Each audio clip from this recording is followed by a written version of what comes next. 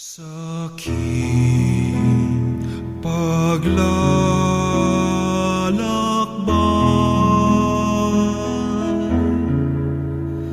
sa bundok ng buhay, sa ligaya't lumbay,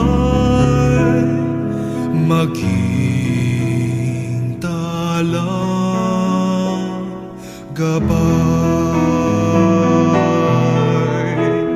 Mariang ina ko, ako rin anak mo, kay Kristong kuya ko, akayin mo ako.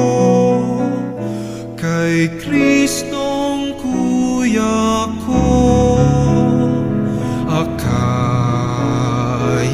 mo ako.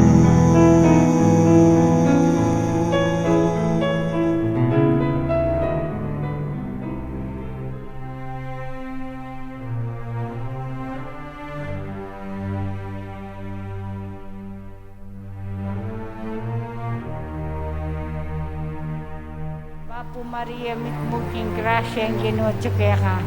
Nuan ka karing sablang babay, nuan niya panamaning bunga ni ngatsan mo, Jesus. Santa Maria, Indunin Diyos, ipanalangin mo kayong makasalanan, ngeni at king oras ng kamatayan mi. Amen. Apo Maria, mitmuking grasya ang Ginoo ka. Nuan ka karing sablang babay, nuan niya panamaning bunga ni ngatsan mo, Jesus. Santa Maria, Indunin Diyos, ipanalangin mo kayong makasalanan, ngeni at king oras ng kamatayan mi. Amen.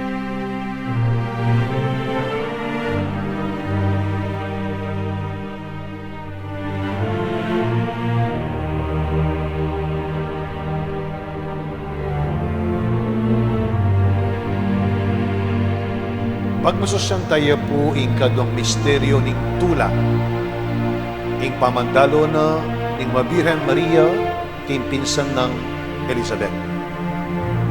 So ito po yung katamang panaligan, iti katang paniwalan. Na iti pong pamandalo ning Birhen king kayang pinsan Elizabeth, awsan tayang misteryo. Pota po yung neto nga bagay misteryo yan, ang gaktik taka po kabyasnan, e may lubusan nga iti dyan. Makanano ing metong abawog, amig menopause na, milabnan niya pa. Makanano ing metong abirhen, totoo at inyang pamitangwanan, kaya pa man may siping, o at ni kalaman niya, ing kayang sepupunan. Makananong milyari. Nung gamitan tayo po katang limitadong pamisip, tiktak tamo kalati, ting kabyas na nga pong Ginoo, anyang tanggawan mo po, ay may lubusan nga intindihan, ang usang tayang misteryo